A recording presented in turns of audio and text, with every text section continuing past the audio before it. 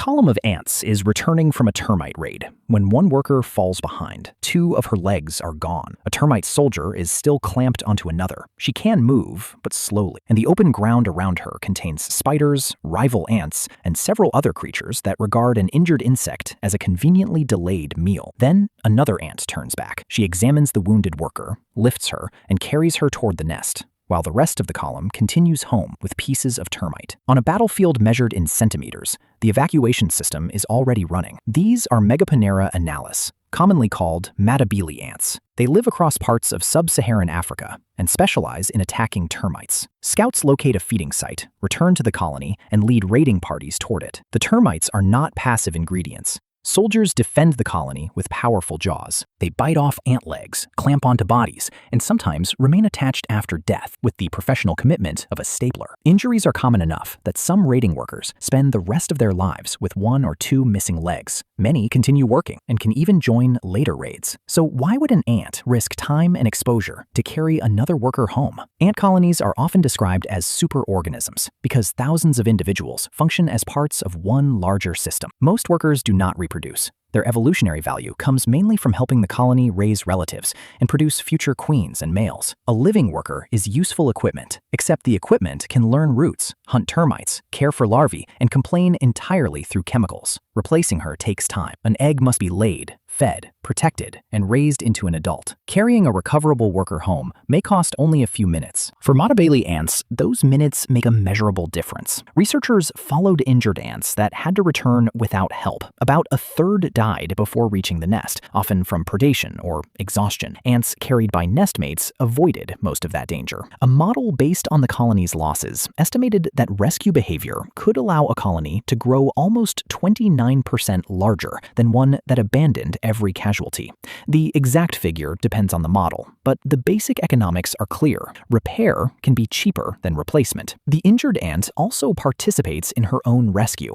After losing a limb or being grabbed by a termite, she releases a chemical signal from glands near her jaws. Nearby nestmates investigate, and one may pick her up. The injured ant folds in her remaining legs and holds still. This makes her easier to transport and slightly less like a six-part object fighting the luggage system. The colony also performs a crude form of triage. Workers with one or two missing limbs are often rescued. Ants with catastrophic injuries are usually left behind. Experiments found that the difference is controlled largely by the victim's behavior rather than a rescuer carefully counting legs. A moderately injured ant can stand, signal, and adopt the position needed for transport. A severely injured ant keeps struggling to regain control and fails to cooperate with the helper. A few simple behavioral rules produce something resembling a medical decision. There is no tiny official announcing that resources must be reserved for patients with a reasonable prognosis. This system requires considerably fewer meetings. Reaching the nest only solves the first problem. An open wound acquired in soil during a fight with termites is an excellent entrance for bacteria. The ant's hard outer cuticle normally acts as a barrier.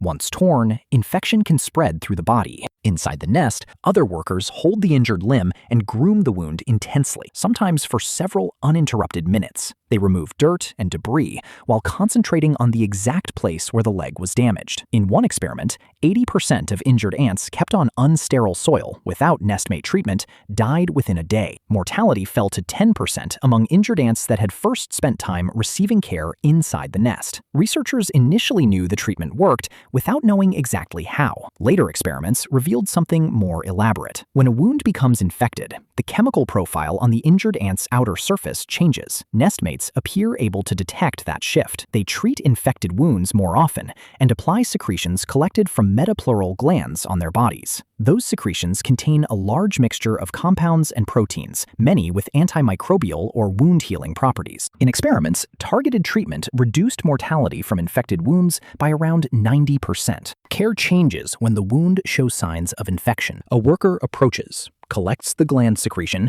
and places it onto the damaged area. The procedure has no sterile gloves, no fluorescent lighting, and absolutely no reassuring conversation. It still works. This is why researchers describe the behavior as rescue, even though ant emotions remain unknown. One individual is in immediate danger, another intervenes, and the intervention improves the victim's chance of survival. Whether the rescuer feels concern is a separate question. Empathy is unnecessary for effective care to evolve. Natural selection can favor behavior that helps a colony preserve valuable workers, especially when injuries happen frequently and nestmates are nearby. The system runs through chemical signals, touch, movement, and inherited behavioral rules. That may sound emotionally colder than compassion. The final result still includes battlefield evacuation, triage, wound cleaning, infection detection, and targeted antimicrobial treatment. Ant rescue also appears in situations with no termite battle involved. In experiments with the Mediterranean ant, Cataglyphus cursor, researchers partly buried a worker in sand and secured her with a nylon thread. Nestmates dug around the victim, pulled on her limbs, carried sand away, exposed the thread, and bit through the material holding her down. Their bites targeted the restraint, even when it touched the trapped ant's body. The rescuers did not respond equally to everything stuck in the sand. They helped active nestmates from their own colony. Ants from other colonies, unrelated species,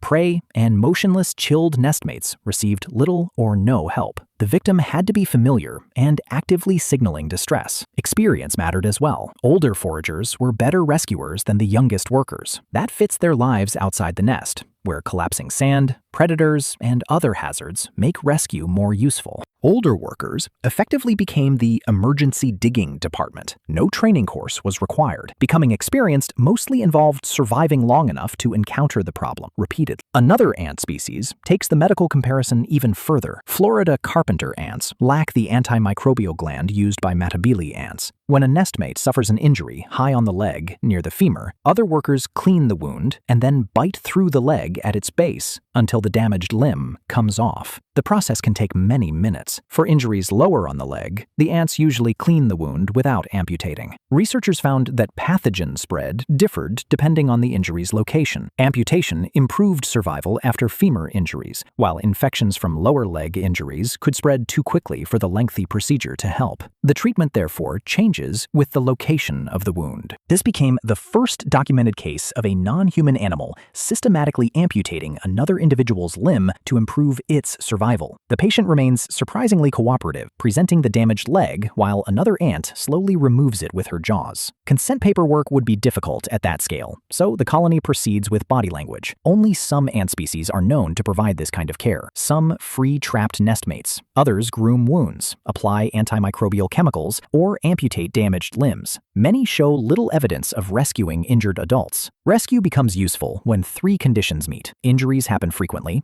a wounded worker still has future value, other colony members can reach her in time. Matabele ants satisfy all three. They repeatedly attack dangerous prey, many injured workers can recover, and the raiding column keeps potential helpers within centimeters of the battlefield. A solitary insect has nobody to recruit. A species whose injured members rarely recover would gain little from attempting rescue. Natural selection favors systems that leave more successful colonies behind, regardless of whether those systems look noble to us. So why do ants rescue their injured? A damaged worker can still be valuable. Chemical distress signals attract help. Simple behavioral rules identify workers capable of recovery. Nestmates carry them away from predators, clean their wounds, fight infection, and occasionally remove an entire limb. Medicine emerges without any ant understanding medicine. Humans built hospitals through language, planning, education, and generations of recorded knowledge. Ants reached several similar solutions through chemistry, instinct, and natural selection. Their emergency service runs without doctors or central command. A wounded worker releases a signal. Another ant turns around. The colony preserves a member that can still contribute. The next time you see an ant trail, remember that some of the traffic may be an ambulance. Nature has stranger emergency services. We'll find another one next.